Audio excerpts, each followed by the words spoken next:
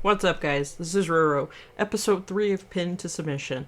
This is an episode that, you can't really plan and you never want it to happen, but it's happening. WWE did a major release today of superstars, about 20, maybe a couple more, but let's talk about it.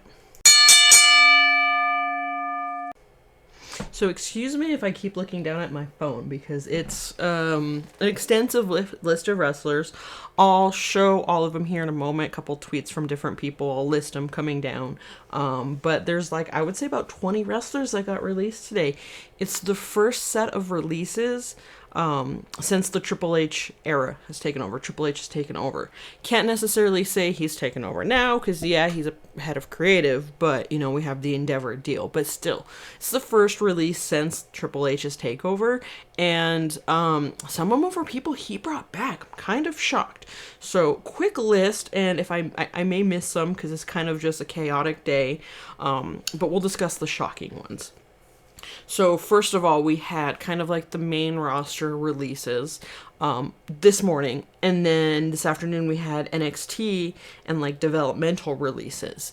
Some of the NXT releases that came across the NXT time frame are also main roster people, but I'll just go ahead and list them all. So first person that started it all, Mustafa Ali. We'll discuss that one here in a moment. We've got Emma, Rick Boogs, Aaliyah, Elias, Riddick Moss, known as Madcap Moss. Kind of makes sense because of Emma and they're together. Top Dollar, wasn't really surprised for that one. Kind of sucks though. These next two are going to be shockers and we'll discuss that. Shelton Benjamin and Dolph Ziggler. What? Then we have, let's see, that kind of finished the main roster. Now we get to the NXT releases or the afternoon releases. Dana Brooke. Kind of sucks, not surprised, but sucks. Mansoor and Mace, the maximum male models. Then we have Quincy Elliott, Daba Kato, also known as Commander Aziz. We'll discuss that in a little bit. Shanky hasn't been used for a while. And then some other names I don't really know. Again, I don't watch NXT as much, so sorry for these. Ulyssa Lyon, Daniel MacArthur, Bryson, Kevin. One of them was a new signee. But then again, there's also two more that I just found out. Alexis Gray and Brooklyn Barlow. Again, I don't watch NXT, so some of those names I don't recognize, and if I butchered them, I'm sorry. But that's what? 1, 2, 3, 4, 5, 6, 7, 8... 4, 5, 6, 7, 8, 9, 10, 11, 12, 13, 14, 15, 16, 17, 18, 19, 20, 21. 21 releases. Now here's the thing. I hope it's not true. I really, really hope it's not true. But usually when WWE does releases like this, it happens over a 2-day time frame. So we'll see if episode 4 comes to you tomorrow night with more releases. I truly hope not, because some of these names are amazing. And names people are throwing out that may be next are also really good people. But it sucks. So let's talk about a few of these, okay? So first of all, we're going to talk about Mustafa Ali. His release, when he had posted about it, came to a complete, utter, what? Why? What happened? And at first, it was maybe oh, did he just, something happened and he got released? But then we had Emma tweet, and then it kind of started rolling in, and it was oh crap, this is happening. But Mustafa is very, very shocking. He is currently in a feud in an active storyline on NXT. He was a free agent, so he can perform wherever he wanted. But he was an active feud with the one and only Dirty Dom. He literally had a match for No Mercy coming up in a week or so against Dom. He was on NXT 2 nights ago. He fought through injury. He was wrestling injured through NXT. Guy has done so much for the company recently. And they released him. I can't wait to see him go to other promotions because I know he's going to. He's definitely going to be one of those ones that goes to other promotions. I see him going to Impact, to be honestly the 100% truth. I don't see an AEW signing on this one, but I see him going to Impact. He can do a lot of damage. He can do a lot of great things with Impact. But it was like, wait a moment. He was literally just on TV 2 days ago. Emma hasn't really been utilized. Riddick Moss, we'll go skip a couple of these. Riddick Moss, also known as Madcap Moss recently. When his came down, like I said, I wasn't too surprised because him and Emma are together.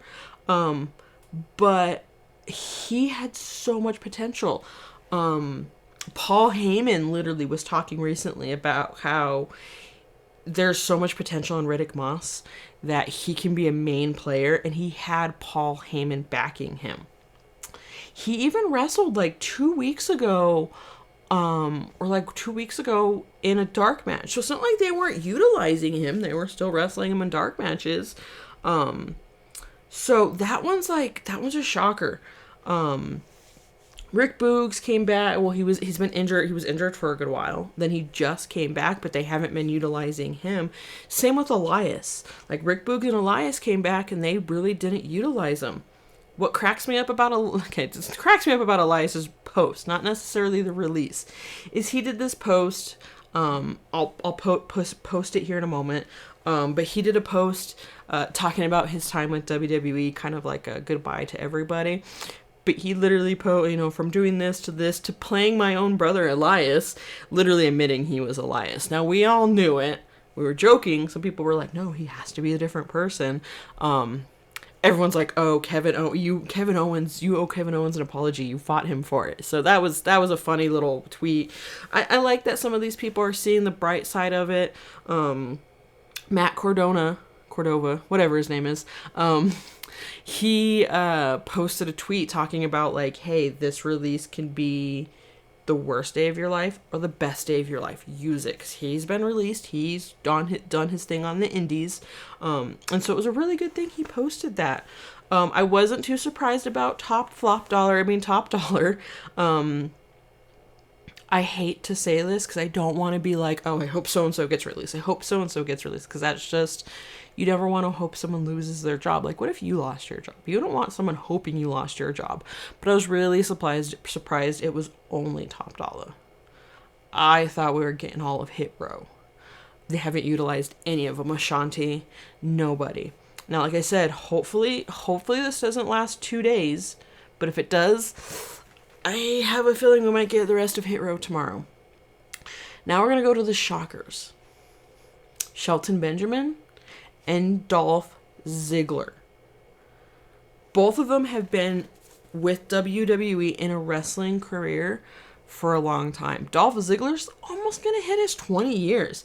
He has done so much for the company. So many champions. NXT champion recently. I mean, I wasn't a big Dolph Ziggler fan, but he was a really good star. He was, I would say, on the rise to go to the top again. They released him. That's a shocker. There's a lot of people in the Twitter universe, whatever. X now. Twitter universe that is super shocked by him, and I am too. Like, he could have done so much. I see him going to AEW though. He is going to be perfect for AEW, and I think when he goes to AEW, now they all have the 90-day no compete clause, so we won't see any of them for 90 days on whatever wrestling scene or whatever they decide to do for 90 days. I see Dolph Ziggler going to AEW. AEW's going to grab him like that. I would like to see him in a feud with MJF. Like, both of their, like, just Dolph's personality and MJF's personality will clash and be such a good feud. I want to see that feud. Mark my words, that feud's going to be awesome if they do it. Shelton Benjamin's another shocker because don't quote me on this. I think, wasn't he just recently injured? He got injured recently, right? And he just came back like a month, maybe like 2 months ago. He had his first match. But then again, they haven't been utilizing him. He's also been with the company for, oh my gosh, 20 years, 15, 20 years. He had a lot of potential. Like, they could have pushed him to the top and they didn't. His feud with Mia Yim's pretty funny. On Twitter, they go back and forth with each other. He's even blaming her for the release as a joke, which is funny. Like I said, I like that they can joke about it. I don't know where he's gonna go. Maybe New Japan. Maybe I may be able to. I might see him be picked up by AEW, but I don't think so. Those were some shocking releases. Other ones, like I said, we had Dana Brooke. Not too shocked, but kind of sad, because I admit I was a part of the Give Dana Brooke a Chance hashtag that was trending on WWE on Twitter, X, whatever, because she's a good wrestler and she deserved to be on TV. They put her on TV. They've been actively utilizing her on NXT, but again, she's another release. Maximum Male Models. Unfortunately, I kind of figured that was gonna come. They signed both of the dudes back or whatever. They brought them up from NXT, whatever it was, but never really utilized them, especially being that,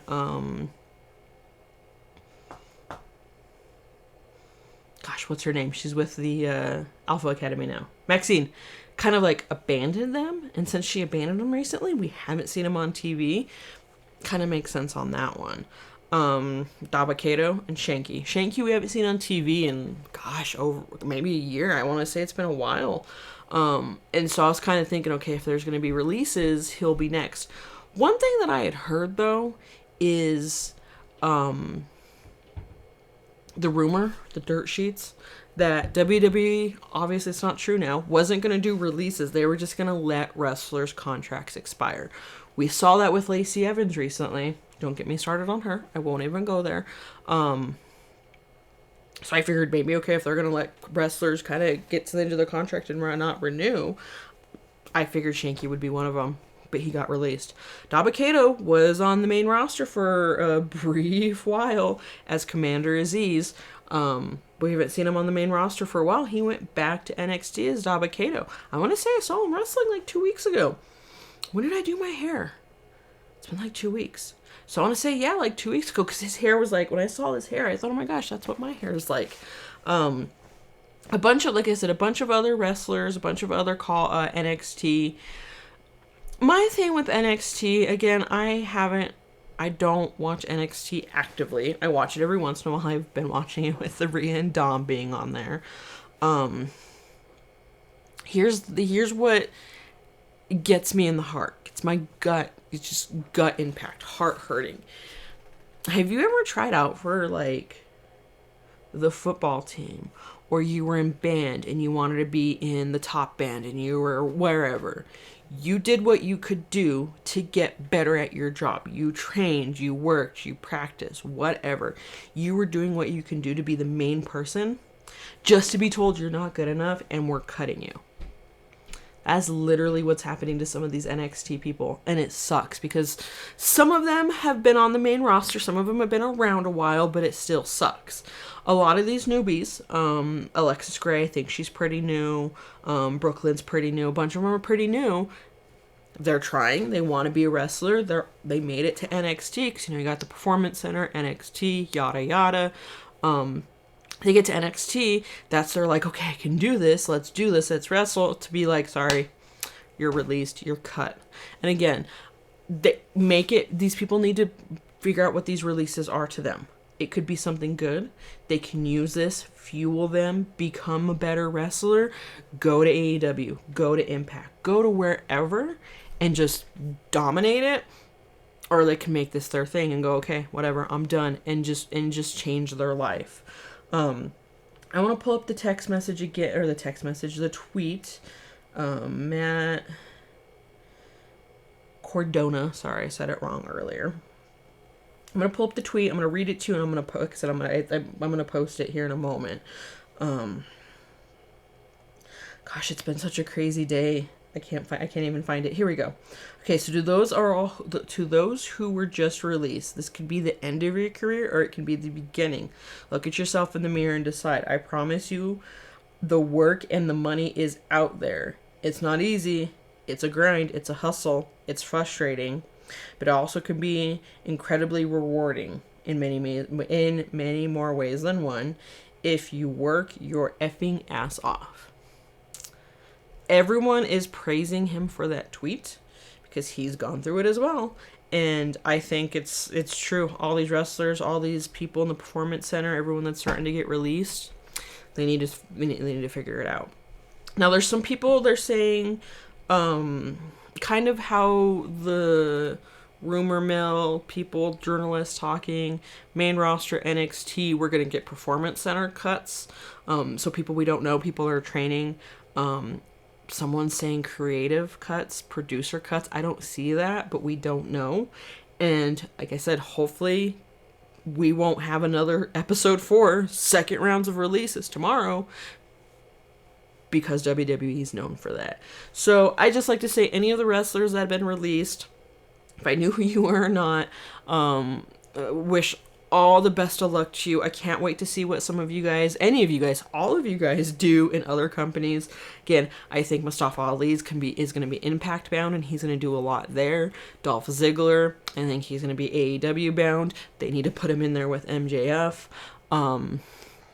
Yeah, it's been a wild day with wrestling, and it all happened while I was at my day job. Like, literally refreshing my Twitter feed every, 30 seconds to see, oh, there's another one, oh, there's another one, oh, there's another one. So like I said, I hope there's not any more. I hope we don't have an episode 4 tomorrow, but we'll see.